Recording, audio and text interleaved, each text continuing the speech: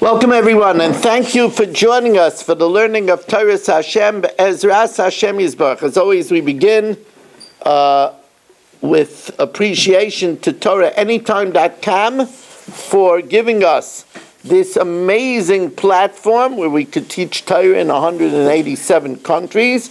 Also, we thank Kol HaLashon for its global reach, and Torah Communications Network, and our new carrier YouTube and Facebook, and our subscribers, our Zoomers, and of course everybody here joining us in our flagship station at the Agudas Yisroel Beis Zev of Fairways, Lakewood. Tonight we have two wonderful sponsors. Shalom Fogel and his family are sponsoring it. Lili Nishmas, his mother, who I knew well, I knew her as Jeannie, but her real name is Rivka Bas Yaakov Yosef. Rivka Bas Yaakov Yosef, her neshama should have an aliyah. She should be a mlitzis yosher for her family, for all of us, and all of Klal Yisrael. We're also sponsored by my dear Talmud Beirach Goldwasser and family, Le'ilui Nishmas Eliezer Lipa Ben Dov, and Le'ilui Nishmas Binyamin Ben Michal. The neshama should have an aliyah. They should be militzei yosher for their family, for all of us, and all of Klal Yisrael. If you would like to sponsor the next year, which is going to be Be'ezus Hashem, a shiur on the Megillas Esther, that's always a very big thing. 718-916-3100, rmmwsi@aol.com. We start the parsha, Eile Pkudei HaMishkan, Mishkan Ha'edus. Now Rashi says, why does it say Mishkan twice? So Rashi says that this refers to the two Batei Mikdashos, the two temples, which were taken away as collateral by Hashem. Mashkin is a collateral. Is taken away as collateral because of the sins of Klal Yisrael. And what do we have left after it was taken away as collateral? What we have left is our Mikdash Ma'at. The Mikdash Ma'at are the Batei Knesiyos and the Batei Midrashis in Klal Yisrael. Now, over here, the Aleinu L'Shabeach refers us to the famous Shulchan Aruch in Siman Kuf Chav Dalet Sif Zayin. And this Shulchan Aruch is one of the global challenges of the last probably 1,000 years. And that is Lo Yasiach Sichas Chulin B'shah She'ashliach Tzibur Chayzer Atfilah. You shouldn't speak any chatter when the Chazan is saying over the Shemona Esrei. V'im soch, if you do speak, hu chaytei, you're a sinner. V'gadol avoynai minisai, and your sin is too great to bear. Now, the Pkudei Chuvas says. The Pkudei Chuvas says categorically, this is a categorical statement, which I would not have been able to confidently say, but he says it. He says categorically that high Lashon, this language, which is of course borrowed, a borrowed phrase from Cain, who murdered Hevel, patricide. It says, Gadol avoynai minisai, his sin is too heavy to bear. This language of one who talks during the Chazaras Hashatz, ein loy och v'reya b'kol dalid chelkei Shulchan Aruch.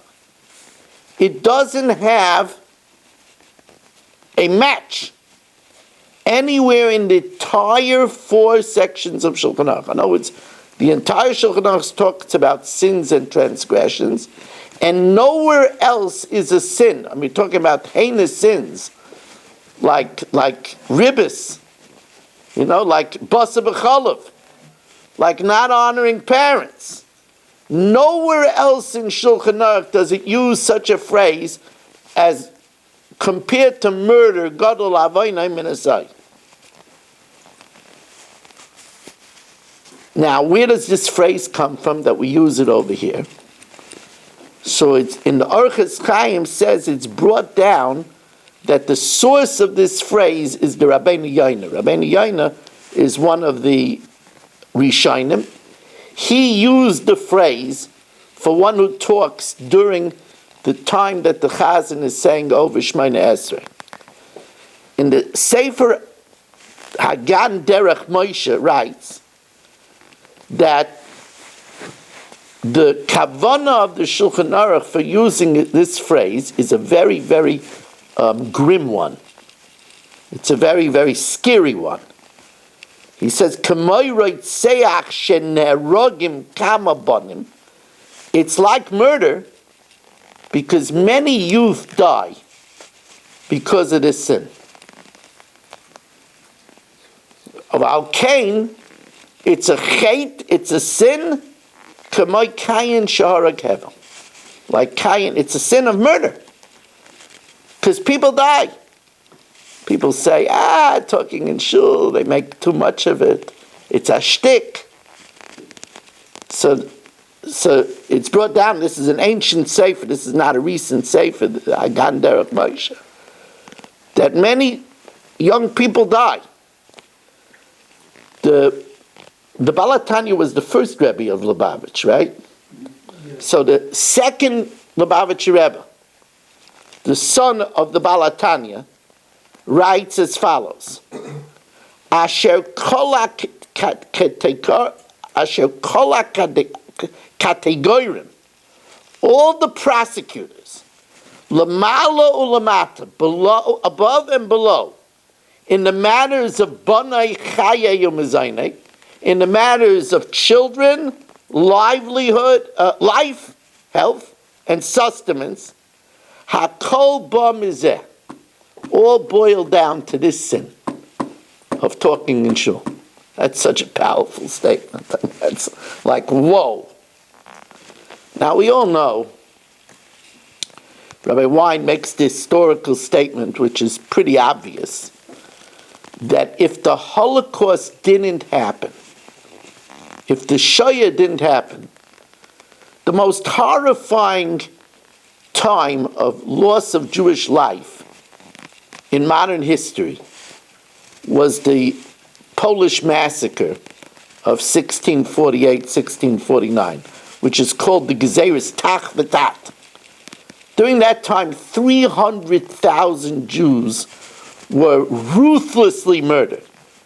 And if you read about the Polish massacres, it's so grim. It says that they took the president of the Shul, cut off his head, attached instead of a head of a dog to his body, and marched it through the street. The sadism of the Polish peasantry against the Jews was so horrific, and the burning people alive, it was a time of the most intense vengeance and cruelty against the Jews. So at that time, the Gadol Hadar of the time was Rav Yomtov Heller, the Taisus Yomtov. And Rav Yomtov Heller writes that he had a dream, and in the dream it was revealed to him that the tragedies of Tach V'Tat happened because of the sin of talking in shul. And because of the fact that there was such a bizayon, a disgrace to the Mikdash Mat. So, and the Chida writes, the great Chida, the Chida writes, citing the Taisus Yomtov, that this was the Taisus Yomtov's view. So on this, the great Chavetz Chaim asks the question. He begs the question that during the time of the Polish peasantry revolt, There were Jews that didn't keep Shabbos. And there were Jews that didn't eat kosher. And there were Jews that didn't keep family purity, which is an Issacharius. So why would the Taisus Yom Tov say that the sin would come, the punishment would come for what would seem to be a relatively lesser crime? I mean, Shabbos is Keneged Kol HaTorah Kula.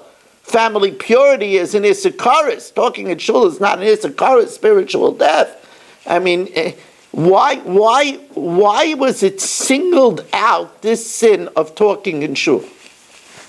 So the Chavetz Chaim says as follows. We know that when we do a mitzvah, kaina loy praklit echad, we get a defending angel. When we do an aveira, kaina loy mekatreg echad, we get a prosecuting angel. He says, but generally when we do a sin, the prosecuting angel doesn't have a mouth. But he says when we do a sin of speech, the prosecuting angel that's created is created with a mouth. And the heinous crime of speaking in Shul and disgracing and dishonoring our Mikdash Ma'at created angels that had a voice. And they prosecuted and they caused the Polish massacre. That's if you know, here in our Shul, I did this in my Shul, the Yisroel of Staten Island for many, many years, and I do it here also in Agudas Fairways.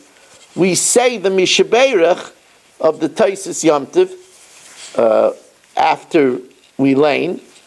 It's interesting that there are some shuls that say the Mishaberach of the Taisus Yom Tov after Musaf, before Chazaras Hashatz, in order that it should be in the place of stopping people from speaking during Chazaras Hashatz. The idea is that when people hear a Mishaberach, that in this chus they will grow up children and marry them off, everybody wants a bracha. So they'll give them more of a incentive in order to work on it. But we see how serious this crime is. Now, I want you to fasten your seatbelts.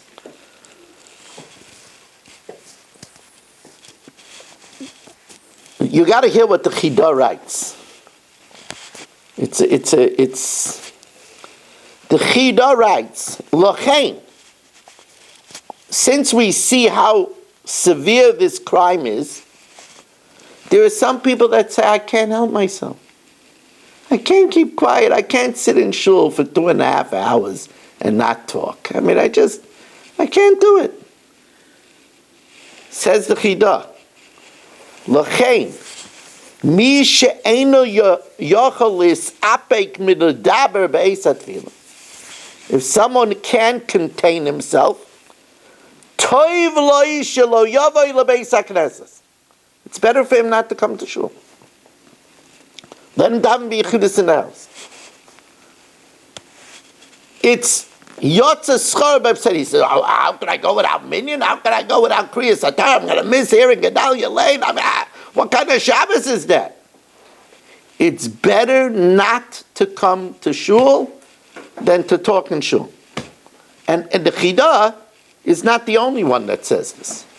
The Sefer Milas Hamidas, the Sefer Shalmei Tzibur also says this. And I want to make a comparison. If somebody can't control their bowels and they relieve themselves and they smell, they can't come to Shul. They want to come to Shul.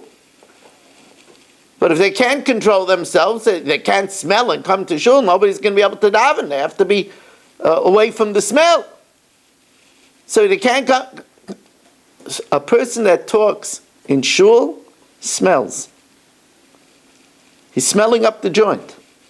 I'm afraid to say. I don't want to wish bad to anybody.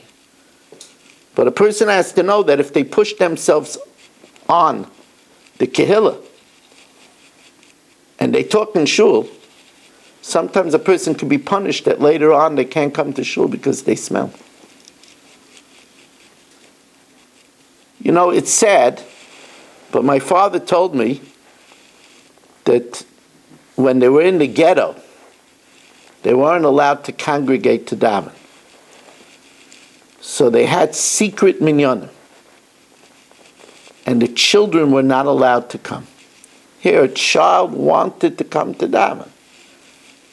But a child that was under bar mitzvah couldn't come. Now, certain children, 12 years old, 11-year-old, they were responsible. But they had to make a rule.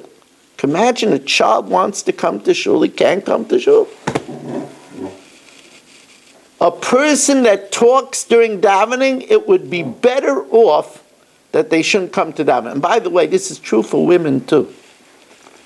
Now women think, nah, I don't have to come. My coming is extra credit. So no, it's not true. When you're in Rome, you have to do like the Romans. Shul is not for talking. During Chazaras HaShatz, during Kriyas HaTorah, it's not for talking. It always bothered me. The Lashon of Shulchan Aruch, that v'im sach hu chaytei. If he talks, he's a sinner. Ha! If you do any halacha in Shulchan Aruch, you're a sinner. It says in Shulchan Aruch. You know, you should not say no to your parent. If you say no to your parent, you're a sinner. Right? Anything that says in Shulchan Aruch. If you don't do it, you're a sinner. This is the only place it says, V'imsachu chaytei, yashikayeth. Anything in Shulchan Aruch, if you do it, you're a chaytei. What's going on over here? It always, the language always bothered me. So I found something. You know, my wife is a direct, my new Rebbetzin Shashi, is a direct descendant of Shalah HaKadosh. The Shalah's father, imagine the Shalah's father, wrote a rarefied sefer called Yesh Neichalim. Yesh Neichalim is a perek in Bava Basra, but he wrote a sefer called Yesh Neichalim. And in his sefer Yesh Neichalim, he writes as follows. This is really interesting. He writes, B'kol ha'averis, amongst all the sins, and we're talking about all kinds of sins, wearing shatnez, stealing, eating treif, B'kol ha'averis, listen to this language, Lo ra'isi l'raya, I didn't find one more evil Milidaber bebeis hakneses bizdoin libay, to talk with disregard in shul. I didn't find any sin more heinous. Umoyshich alav koyach hayetzahara, and a person habitually does this, he brings upon himself the strength of the evil inclination. You see people, they can't control themselves from sinning. They're looking at what they're not supposed to look at. They're yelling at their wives. They have such a strong Yetzirah. He says, and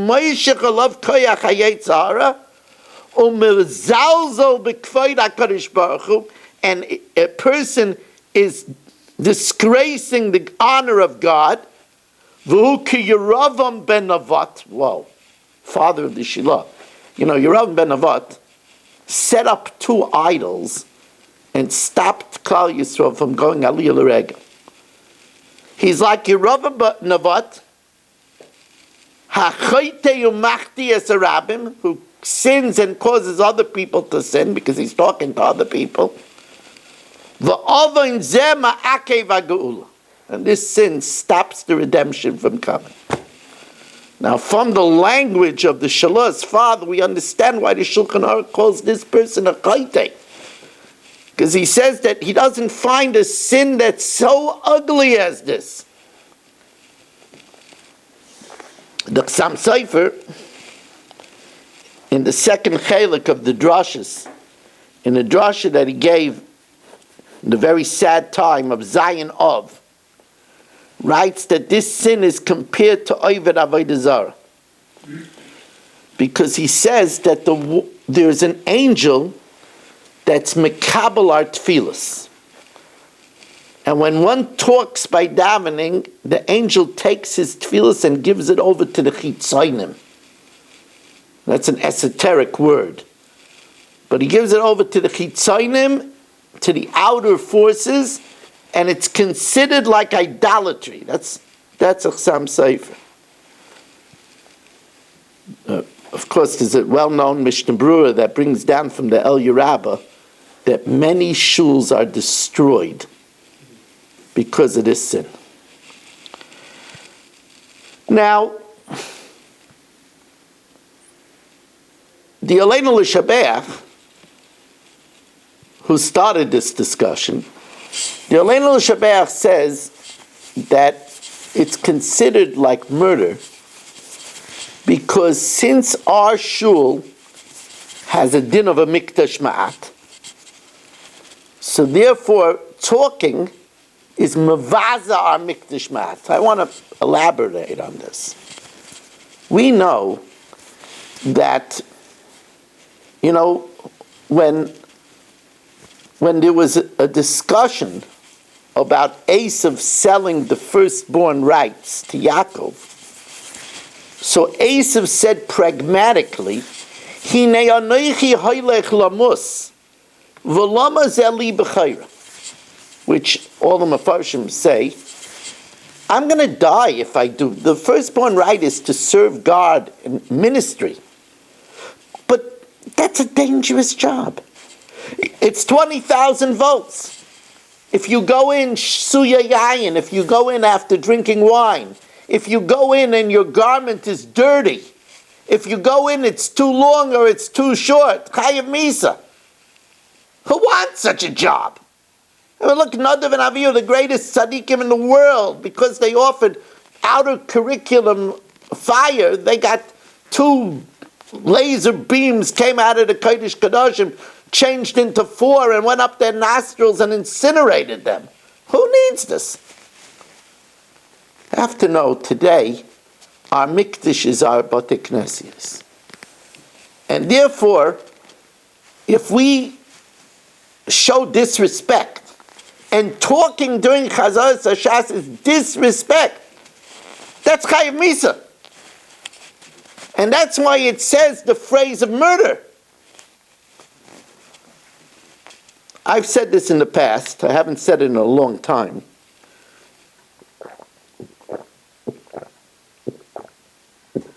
I once gave a shiur about this. That there's another reason it's compared to murder. You see, when you come to Shul, when we come to Shul, there's life-giving oxygen in Shul. Gemara tells us in Masechta Shabbos that Kol ha'oina amein yeheshmei rabba b'kol koichai afilu gzar din shel shivim shana koirin lai. That if you come to Shul and you will answer Amen Yeshmei Rabba with your full koichai is explained, with your full kavanah, with your full intensity of concentration, you can rip up a decree that's been in the makings for 70 years. So here you have that there's a man by the name of Chaim Shmerel. He comes to Shul. In the morning, the Satan, the Malach HaMavis, says, Rebbeinu Shalom, I'm planning to take Chaim Shmerel today. So Rebbeinu Shalom says, listen, we have to see. If he answers a Guma Amin Yeshmei Rabba, all bets are off. You can't touch him. So Chaim Shmerel comes to Shul. He's a condemned man. Very unlucky for Chaim Shmerel that he sits next to Zundel in the back. And when he came, first of all, he came late to Shul. He missed the Rabbi Yishmael. He came late after Baruch Hu. He missed the Kaddish before Baruch Hu. By the time the next Kaddish came around, Chaim Shmuel was deep in the discussion with Zundel about the Mets' chances for this year's season. Deep in discussion. Later on in davening, they were discussing that the news media is trying to figure out if Kate Middleton is sick and how sick she is, and if her marriage is on the rocks. And he missed 3 Kadeshim of that. And then towards the end of davening, he's already wrapping his talis and running home to make Kiddush before everybody else. He has 3 plates of cholent, and after the 3rd plate, he keels over, he has a massive heart attack and died. You don't think Zundel killed him? If he had one Amen Yeshmei Rabbah, his life would have been saved. One Amen Yeshmei Rabbah. That's Godol Avoinoi Minasai. It's a sin too heavy to bear. That's the sin of talking in Shul. We mentioned before from the second Lubavitcher Rebbe, the Balatanya himself. Balatanya didn't only write the Tanya. He also wrote the rarefied Sefer, the Shulchan Aruch Harav. The Shulchan Aruch Harav adds about this crime of talking in Shul. It's very, very important to understand. Shekol HaMasiach Beis HaKnesses b'shah she'atzibur asukim b'shvachai shel mokom mare ba'atzma, he shows she'ein lo chelek b'elokei Yisroel. He shows that he doesn't have a portion in the God of Israel. He's out of it. That's a terrible crime.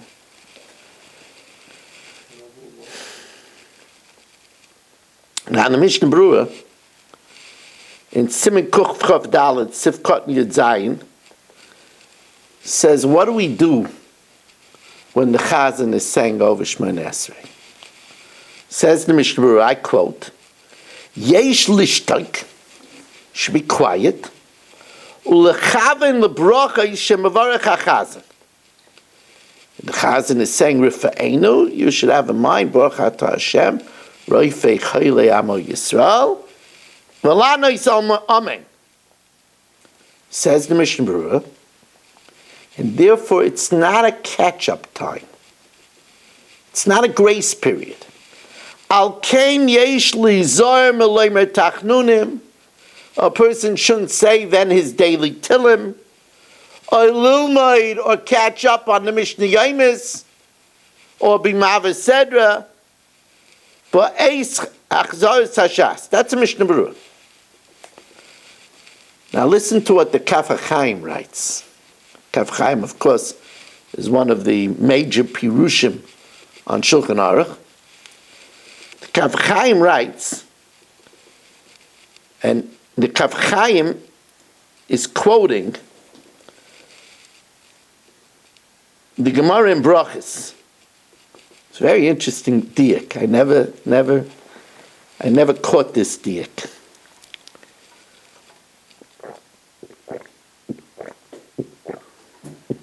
The Gemara is in Brachos on Daf Yud Zayin. Gemara says, Ashrei Misha Amoloi B'Torah. Fortunate is somebody whose toil is in Torah, and he gives nachas to his creator.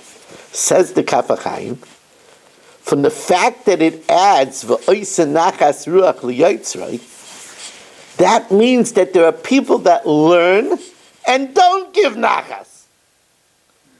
Because it says Ashrei Misha Amoloi B'Torah nachas ruach liyotzrei. That means that there are people that learn and they don't give Hashem nachas. He says, how can that be? He says that's a person that's learning during Chazal Sashat.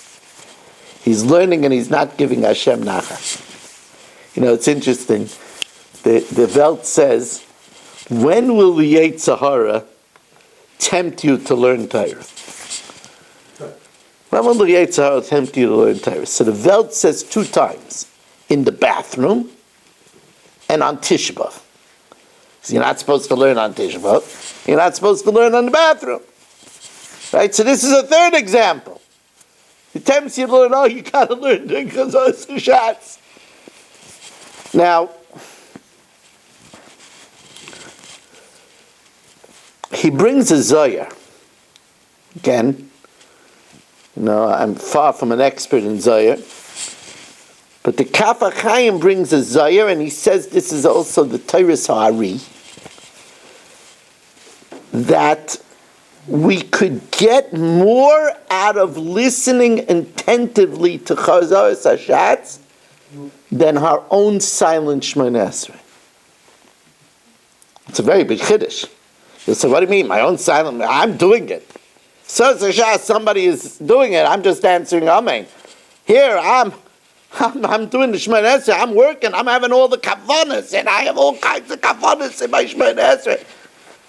But the Zohar and the Teiras Ha'ari say that you could get more out of listening attentively to Chazaras Hashatz than your own private Shmoneh Esrei.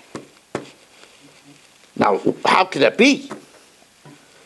So first of all, the Chazaras Hashatz has the koyach of the rabbim. Everybody is listening to it. Everybody is uniting in it. My personal tefillah is just my little old me. This tefillah that the Shat says with everybody chiming in amen has a schus of the rabbim. That's number one. Number two, we also know that there's a famous Maimer Chazal, Gadol ha'ayna amen yaisem min ha'mavarech. Because when he makes a bracha and then I answer amen, it's 2 witnesses, and in this case it's a lot of witnesses. So therefore, the Kaf HaChaim says a person that doesn't take the opportunity to listen to this, he's really losing out. And he says, V'yesh lahakshiv l'chavim ba, a person should listen attentively and have kavana, l'kol ha'pochas k'betfilah b'lakash. At least like the silent Shmoneh Esrei. Rather, says the Mishnah Brura, in the name of the Shalach HaKadosh, Yasider b'fanav, he should have the siddur in front of him, the einav b'siddur, and he should look in the siddur when, not in the phone.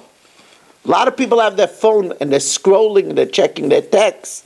They say they're multitaskers. He says, no.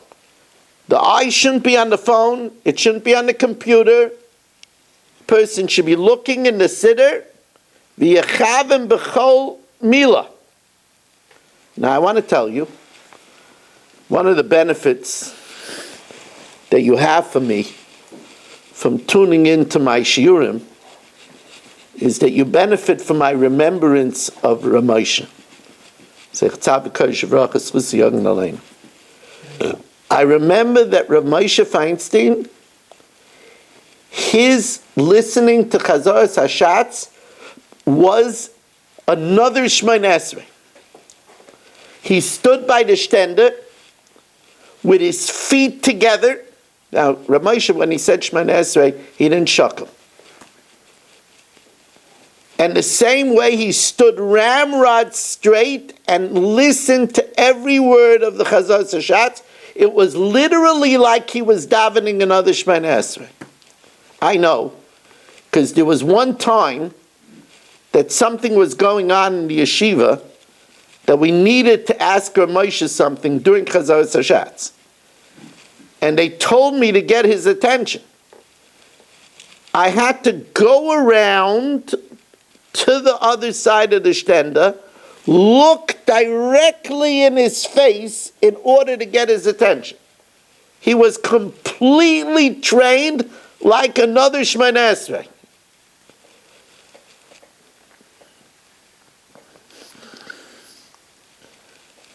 Now, for the interest of fairness, I need to mention, although even he says that this is not preferable, I need to mention the words of the Ramah Mepanai. The Ramah Mepanai in Tshuva Kuf Beis, in the 102nd Tshuva, the Ramah Mepanai was a very great man. He was Melamed Schus on those people that would catch up and say Karbonos during Chazar Sashatz, or they would learn in a Sefer.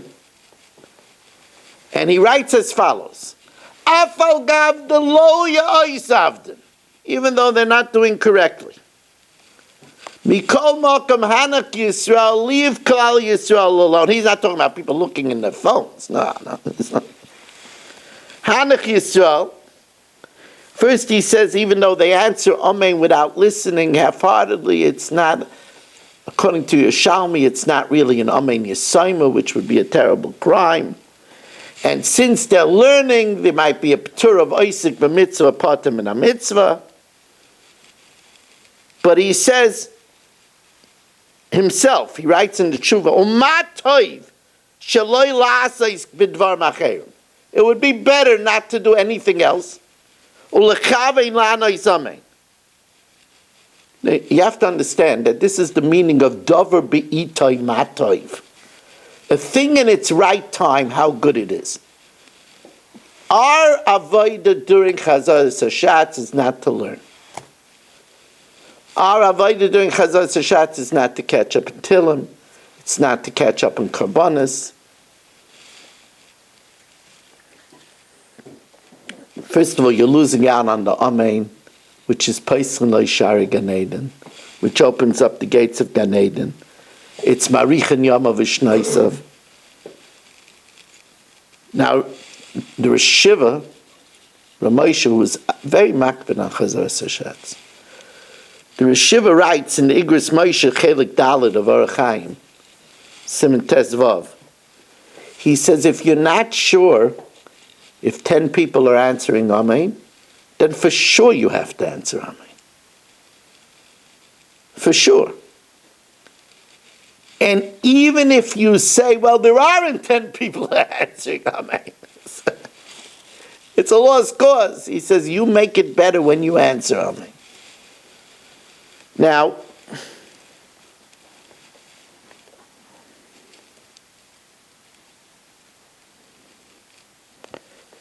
so first of all, I have to tell you that this is a special challenge for Rabbanim, and I include myself in this crime. See, Rabbanim sometimes are under special pressure. Let's say, for example, I have to give Mishnah Yomis between Mincha and Marav. And I want to check up the last minute and review the Mishnah Yomis, and I open up the Mishnah Yomis. I'm being a very bad example. Let's say I'm giving a drasha, and I don't have my drasha finished. Dahlia says that never happened. Let's say, should never happen. But let's say I have to check and I want to open up a sefer or a notebook and check it out. Then I'm modeling very bad. That's why rabbis have to be particularly careful. They do. Rabbis have to be particularly careful to set an example that Chazar Sashatz is a time to listen to Chazar Sashatz. You know, in shuls all over the world now, it became popular to give out pamphlets from Rav Miller, from Rav Elimelech Biederman, and it's considered a great enhancement of prayer. But I venture to say Rav Miller would not want you to read about Rav Miller during Chazar Sashatz. Rav Miller was so makbid.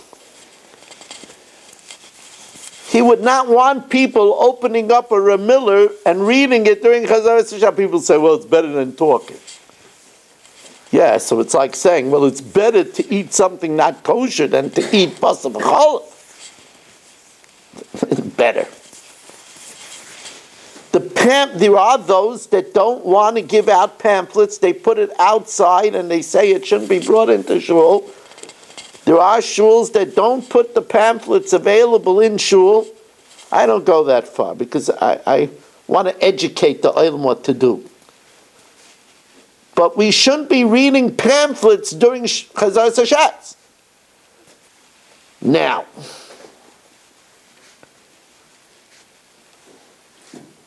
what about standing during Chazar Hashatz? So here you have a Ramah, which is a puzzling Ramah. The Ramah says, Yesh oimim shekola yamdu k'shechayzer hashatz tefillah. Some say everybody should stand during Chazar Hashatz, and he brings the halacha from Hagoyis Minhagim. There's a sefer Hagoyis Minhagim. So everybody asks, why is he bringing it from Agudas Minhagim? It's a Rambam that you should stand during Chazar Hashatz. Why doesn't he bring it down? You have a choice to bring it down from the Rambam. What are you bringing it down from Agudas Minhagim? The answer is the Rambam was talking about those people that don't know how to daven Shemona Esrei. And they're listening to the Shemona Esrei to be Yotzei the Shemona Esrei. So they have to stand. The Agudas Minhagim says a person should stand. L'maisa is there's many Mekayros that if you're going to have kavanah better, or it's the end of the day and you need to sit down, that you could certainly sit down during Chazar Hashatz. Shals Chus Levush Mordechai, the Darkei Chaim Shalom, they all bring it down. The Reb Shlomo Zalman Auerbach says that it's clear from the Meiri and Saita that you don't have to stand. They bring a raya from Shmuel that Shmuel stood up for vidui, implying that he was sitting down otherwise. So if a person sits with a sitter in front of him and concentrates while sitting, that's also fine.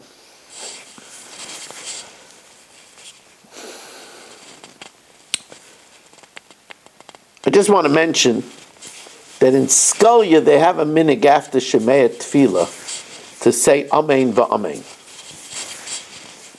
The idea is that never Amen Amen without the Vav, because that's Mirzei Kishtei Rishuyos. That looks like there's two deities, God forbid. I always knew it was a minig Skolya, and the idea is Amen to that. Hashem is listening to our Tefillah. Amen, Levi, that he should accept our tefillas. But I saw that this is actually a minhag of the Chassam Sofer. It's brought down in the Minhagei Chassam Sofer. Oh wow, it's already 43 minutes. Let's go on to more on the parsha. It says, Kol hazav haroi l'melacha. All gold that was fit for the work. Huh? What? Oh, I'm sorry, I said harai. Kol hazav, thank you. Kol hazav ha'osay, I made up a pasuk. Kol hazav ha'osay l'melacha. So, there's a medrash in Tilim. Very interesting medrash. Amar Reb Shimon ben Lakish, Lo yazav roi l'hivrais. Really, gold was not worthy to be created. Gold shouldn't have been created. It just causes problems. Why was it created? V'lama nivra, only bishvil beis hamikdash. It was only created for the beis hamikdash. Shenemar kol hazav osli l'malacha. All zav was made for the malacha in the beis hamikdash. And there's another medrash. This is not in Medrash Tilim. This is in Chumash. By Brias Ha'olam it says v'zav ha'oretz. What is it? Hahu tayv or hahi? Hahi, right. V'zav ha'oretz hahi tayv. So the Medrash says the gold, it says in Bereshis, the gold of that land was good. Says the Medrash, Ein toiv el beis hamikdash, shenemar ha'ora toiv hazev alavanai. Zov was created for the Beis Hamikdash. If not for this, by the way, the Oyel Aryeh, Reb Leibel Katz says that we see from this that everything in the world was created for the Jews. Right? Bereshis, B'Shul, Yisroel, Shenek Bereshis. But we see that gold, what does it mean gold wasn't worth to be created? Because gold causes jealousy, and gold causes ayin hara. Gold would be better off without gold. Today we have a mikdash ma'at. If we're using gold, it should be used in shul. Now this begs the question, what about buying gold? Golden jewelry for your wife. Now on the one hand, Rava said to the very rich people of Mechuzah, "B'matusa minach okiru nishaychu kihechi detasasru." Honor your wives in order that you should become wealthy. And Rava says elsewhere in Masechta Shabbos, people become poor for three reasons. One of them is because they don't buy their wives tachshitim. They don't buy their wives tachshitim, ornaments. So there is an argument that it says that ornaments makes a woman happy, that one should buy golden ornaments. On the other hand, we find that the only golden ornament that Rabbi Akiva bought for his famous wife Rachel was a Yerushalayim shel zav. So again, he used the gold for Yerushalayim. But whether to buy gold that some other woman will be jealous of, or someone will give an ayin hara about, I'll tell you the truth, I'm not sure. I'm not sure. I'll also tell you the truth that I did buy gold for my wife. And for my first Rebbetzin, I did buy white gold. So my libi amali, that to make a woman happy, you could do it. But it's still interesting, the lashon of the Medrash, that gold was not worth to be created and was only created for the Beis Hamikdash. You have to know this about gold. The word zahav is the same letters as biza, disgrace. Because a lot of disgrace happens from gold. It causes great trouble. We have times where there were terrible things happen because the head of the Jewish community went into the bathhouse together with the wife of the king, and she saw an ornament on the wife of the head of the Jewish community that was nicer than hers, and it caused a big problem for Klal Yisrael. In general, any word about money has a negative connotation. Zav is biza, kesef is kisufa, shame. Matbeya is tova, is drowning. Domim is blood. Money is a dangerous business. You have to be very careful with it. V'hoyu akruvim porsei knafayim lamala. The kruvim, the angelic kruvim, had their wings going up. So there's an interesting mechilta over here. The mechilta says, you would think that since there was kruvim in the Beis Hamikdash, we could have kruvim in our mikdash ma'at. Chumash Malon only in the Beis Hamikdash. no kruvim, no angelic statues in Shul. It's a Fairways Mechilta. So over here, there is a huge controversy. What about having lions on the Aron Kodesh? We're not supposed to have. It says you shouldn't make images. So having lions on the Aron sounds like it's not a Jewish practice. So I have to tell you that I had the zechiyah to learn in the yeshiva Staten Island from 1970 to 1982. And that's the yeshiva of the Baligris Moshe, Ramoshe. And on our Aron, we had a beautiful wooden Aron that was imported. It had the form of two lions. I remember it. So it's interesting.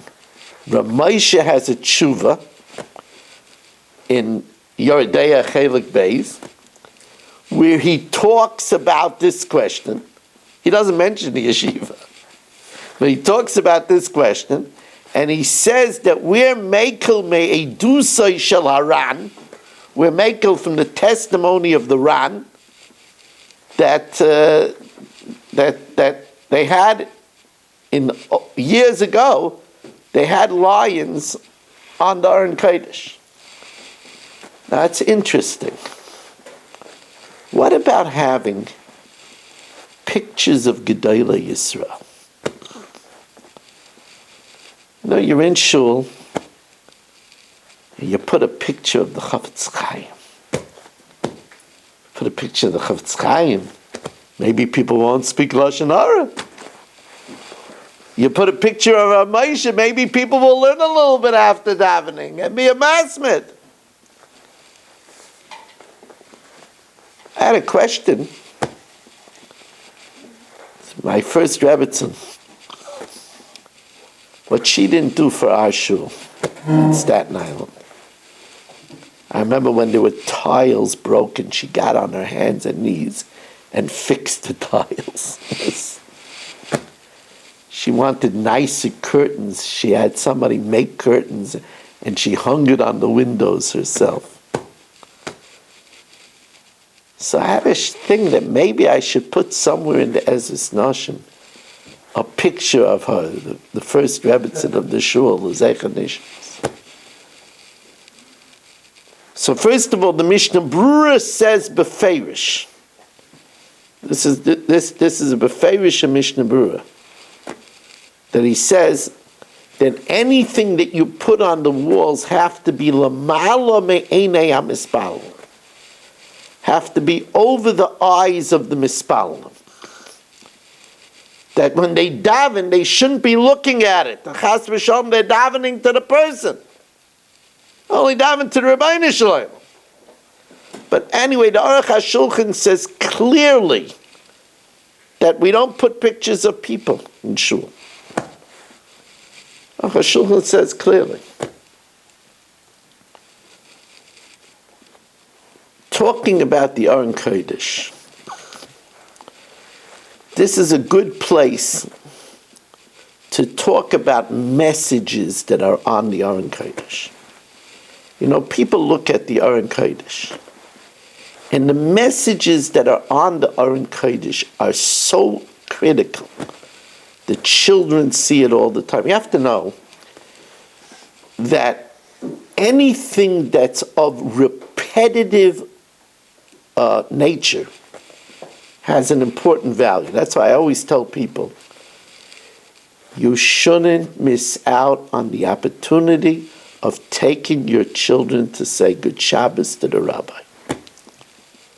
You have no idea. Now, people don't want to do that. They're finished davening, they want to get home already.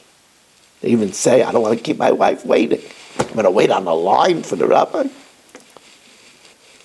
The investment of taking a child to say good Shabbos to the rabbi is priceless. If you do that every Shabbos, and you do that The child started coming to shul at 9. By the time he's bar mitzvahed,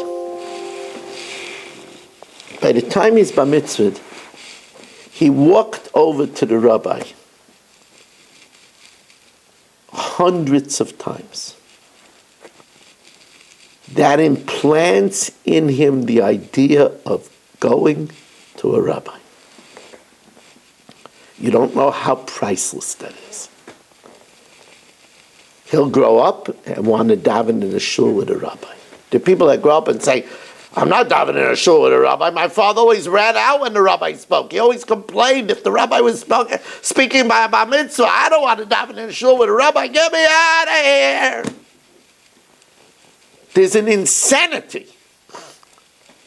There's an insanity here in Lakewood that in shuls they have the rabbi speak after Musaf. Why? So it's not a captive audience. He gives no, you're not going to have the rabbi speak before Musaf. Then people are trapped. He speaks after Musaf. So if I don't want to hear, I could leave. You know what that says to a child or a grandchild, that you're walking out when the rabbi is about to leave? In a city that respects Torah? It's an insanity. It's a mockery of Minig Yisroel to speak before Musaf.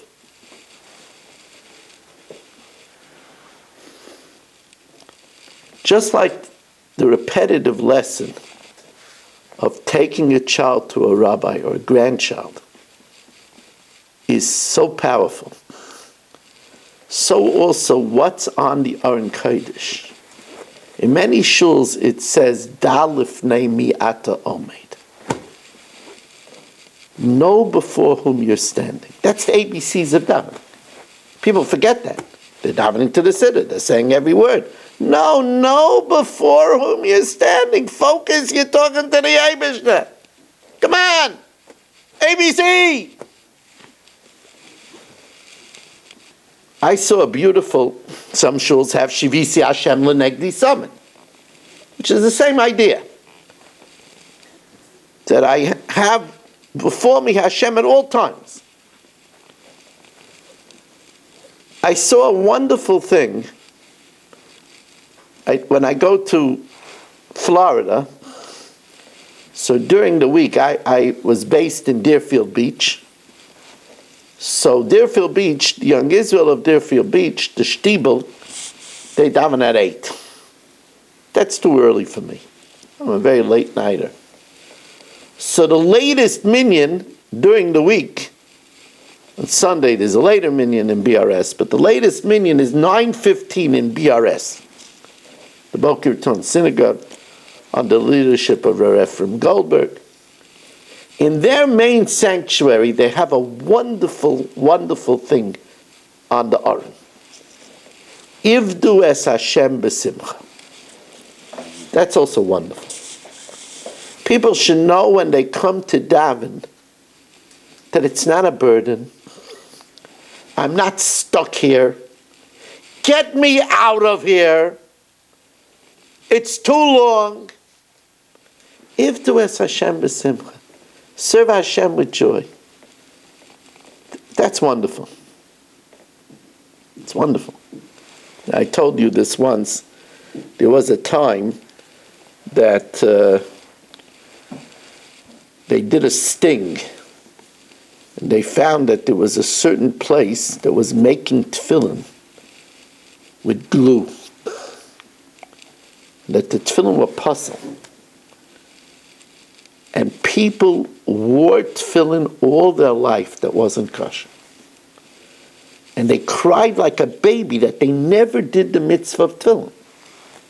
So I remember it was a Chanukah Mesiba, and we asked Rav Moshe, why would Hashem do this? The people want to do the mitzvah, and it turns out they never did the mitzvah in their life. So I remember Rav Moshe changed his whole speech. And he said that people think if they do a mitzvah, it comes to them a yashkayach. They're so great that they're doing mitzvahs. He said, we forget to thank Hashem for the privilege to do a mitzvah. What a privilege to be able to come to Shul.